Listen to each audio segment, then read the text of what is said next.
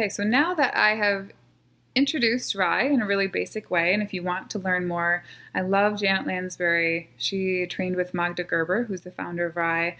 I love Respectful Mom, who I'll link here, and I love Mellow Mama, who I will also link here. They are both big promoters of the RIE philosophy and do it so beautifully day to day with their children from what I see and talk to them about on Instagram and YouTube. So check them out if you're wanting more. So as an occupational therapist, I'm thinking about just a couple of things because I really love so much about the RIE philosophy, and I think it's one of the best out there for so many kids because it has that inner respect and appreciation for who the child is and what they're capable of. But a couple of things as an OT that I may think more about are, one, there isn't a lot about affective interaction. So what I mean by affective interaction is the nonverbal gestural communication that really enriches and nurtures brain development and gives us a really rich back and forth with another human. So you think about making silly faces at a baby, or how babies imitate or start to do the things that we do and use the gestures that we use. So in RIE, there is a little bit of emphasis on talking to kids like you would an adult. So part of this is very respectful, and I think the origin of this comes from a deep appreciation for who the child is and that they are their own person and their own individual.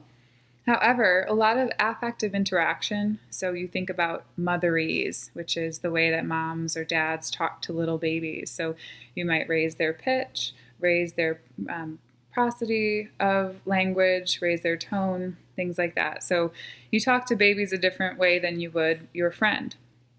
And a lot of this is really nice and enriching for the brain. So affect is really a big part of the work that we do as DIR floor time trained therapists because it is really strengthening and is the glue behind the primary levels of development that we're looking at. So in RIE, if we're talking to kids like adults, it does strip some of that brain development and their ability to read social cues and understand their cues and read situations and gain a sense of emotional security from that. So that's just one thing that I think is kind of an overarching theme that you can put into RIE. So it's not either or, and I think no philosophy would 100% be what a child needs.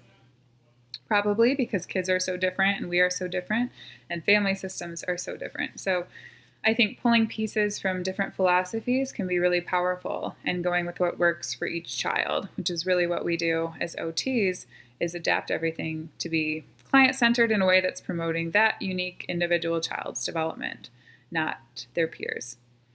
Next is number 2, which is RIE says no tummy time. So some places this is written, again, nothing is black and white. So I think as an OT, tummy time is really a powerful way to have a child encouraged to integrate a lot of senses together.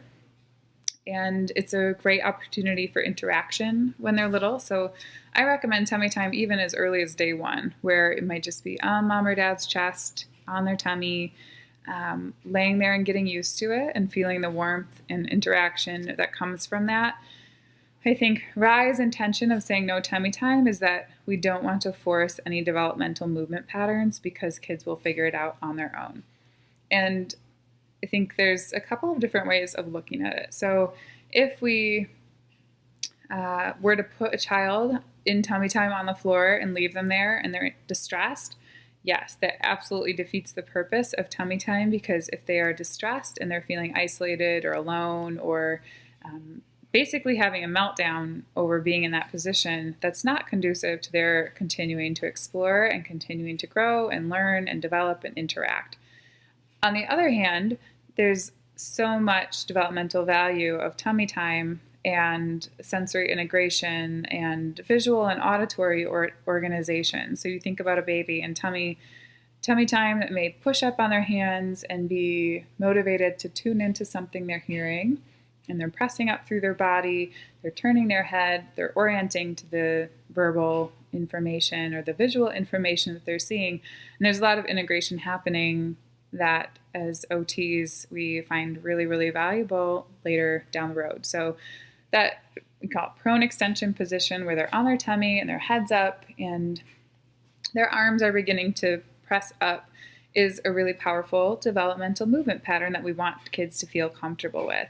That said, there are a lot of ways of making tummy time comfortable and fun and giving them a just right challenge. So that's one thing we're always looking at, is how to make this fun and engaging versus a chore. So tummy time is, I think, the RIE philosophy. It's coming from a place of trust in the child, which is gorgeous. And I love that. And I think many kids will assume beneficial movement and postures on their own. However, there are kids that do need interaction and social engagement, and that's such a powerful source of sensory input that promotes development and encourages kids to do more at that age. So those are just two things to think about in RIE philosophy and my perspective. So I'm curious to know your questions, reply or ask them in the comments. And if you want more resources, ask what kind of resources you would like. So reach out anytime. I hope this was helpful.